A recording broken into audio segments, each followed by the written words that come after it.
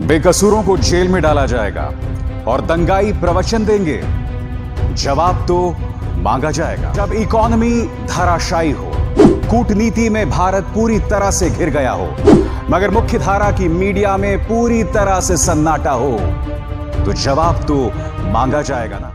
नमस्कार, जवाब मांगा जाएगा कि इस चौथे एपिसोड में मैं अभिसार शर्मा आपका स्वागत करता हूं।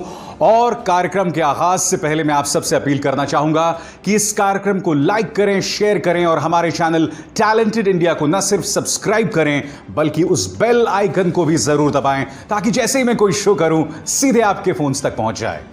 जब भी बीजेपी मुश्किल में होती है तो न्यूज चैनल्स को दाऊद इब्राहिम की याद आती है।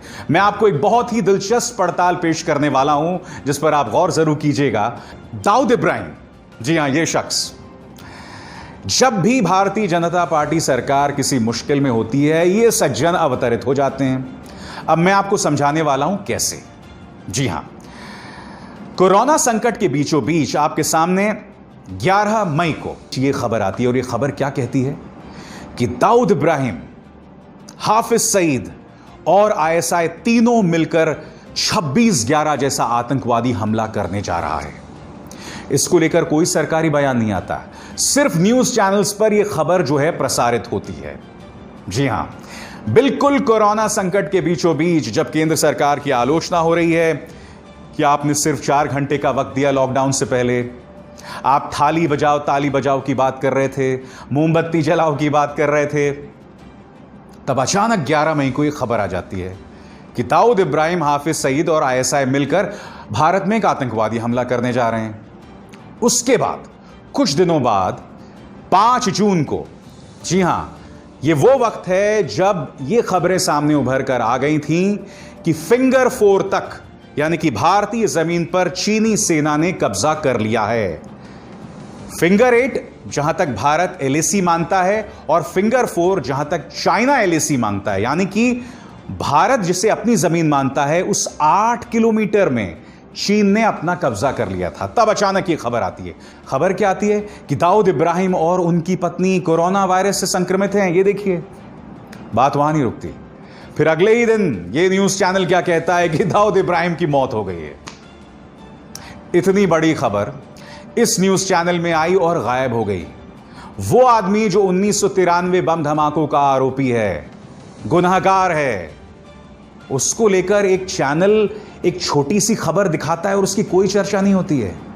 क्यों नहीं होती मैं आपको बताता हूं। क्योंकि सरकार ने आधिकारिक तौर पर यह नहीं बताई, मगर आपने देखा लगातार न्यूज चैनल्स किस तरह से खबर चलाते हैं और वो तब चलाते हैं जब ये सरकार मुश्किल में होती है। अब मैं आपको बताता हूं सिलसिलेवार तरीके से, पहली बार नहीं हुआ है। साल 2016 और 2017 में भी ऐसे ही हुआ था और वो खबरें मैं आपके सामने दिखाने वाला हूं। यह है साल 2016, तारीख है 25/4/2016, CNN न्यूज 18 की खबर कि डॉक्टर्स दाऊद इब्राहिम के गैंग्रीन के लिए इलाज कर रहे हैं और बस उसके पैर काटने के अलावा अब कोई विकल्प नहीं रह गया है। यह है 2016 की खबर। गौर कीजिए, फिर यह खबर आती है 2017 की। दाऊद इब्राहिम को हार्ट अटैक हो गया। तारीख देखिए 28/4/2017। यह भी CNN न्यूज 18 की खबर है। दाऊद इब्राहिम को हार्ट अटैक हो गया है और वो बहुत ही क्रिटिकल कंडीशन में है। फिर इनके एक पत्रकार हैं जिनका नाम है भूपेंद्र चौबे। खबर है 28 अप्रैल 2017, यानी कि उसी वक्त की खबर है। ऐसा लगता है कि दाऊद इब्राहिम की मौत हो गई है, अपुष्ट खबरें ये कह रही हैं। तो आपने देखा, दाऊद इब्राहिम को हार्ट अटैक आ चुका है, गैंग्रीन हो चुका है, उसके पांव कट चुके हैं, उसकी मौत हो चुकी है, उसको कोरोना हो गया है, उसकी पत्नी को कोरोना हो गया है। और इत्तेफाकन ये जब भी होता है उस वक्त भारतीय जनता पार्टी किसी ना किसी मुश्किल में होती है। क्या आप जानते हैं IANS ने अनीस इब्राहिम, जो कि दाऊद इब्राहिम का भाई है, यह खबर, उन्होंने अनीस इब्राहिम से बात की और सीधा सवाल किया कि दाऊद इब्राहिम ठीक है? तो अनीस इब्राहिम ने कहा कि उससे कुछ नहीं हुआ। मैं एक बात स्पष्ट कर दूं, मैं अनीस इब्राहिम पर विश्वास नहीं करने वाला हूं, मैं अपनी सरकार पर विश्वास करने वाला हूं। मगर सरकार सामने आए और हमें बताए कि दाऊद इब्राहिम को लेकर दरअसल दिक्कत क्या है। इस तरह से पर्दे के पीछे बैठकर भारतीय जनता पार्टी के लिए सियासत मत कीजिए। दिक्कत क्या है कि न्यूज चैनल्स दाऊद इब्राहिम को इसलिए उठाते हैं क्योंकि दाऊद इब्राहिम की खबर से बहुत अच्छी रेटिंग्स मिलती है, टीआरपी मिलती है। भारतीय जनता पार्टी इन खबरों को क्यों बढ़ावा देती है? क्योंकि जैसे ही दाऊद इब्राहिम की खबर आती है तो उन्हें ऐसा लगता है कि जनता अपने बाकी तकलीफों को भूल जाती है। मगर दिक्कत क्या हो रही है? दाऊद आज की तारीख में एक अंतर्राष्ट्रीय आतंकवादी है, उससे जुड़ी हुई है कूटनीति, उससे जुड़ी हुई है अंतर्राष्ट्रीय कूटनीति, सामरिक रणनीति। अगर आप इस तरह की खबरों का प्रचार प्रसार करते रहेंगे तो उसके मायने खत्म हो जाएंगे। कल को वाकई अगर दाऊद इब्राहिम मर जाए तो मुझे उस पर विश्वास नहीं होगा, उस खबर पर, चाहे वो खबर तमाम चैनल्स पर चलाई जाए।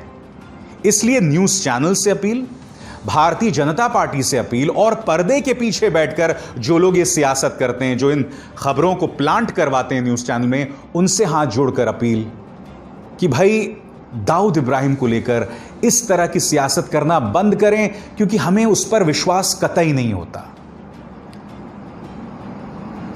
खैर, जवाब मांगा जाएगा। मैं बस इतना ही मेरी आप सबसे अपील कि इस कार्यक्रम को ज्यादा से ज्यादा लोगों तक पहुंचाएं।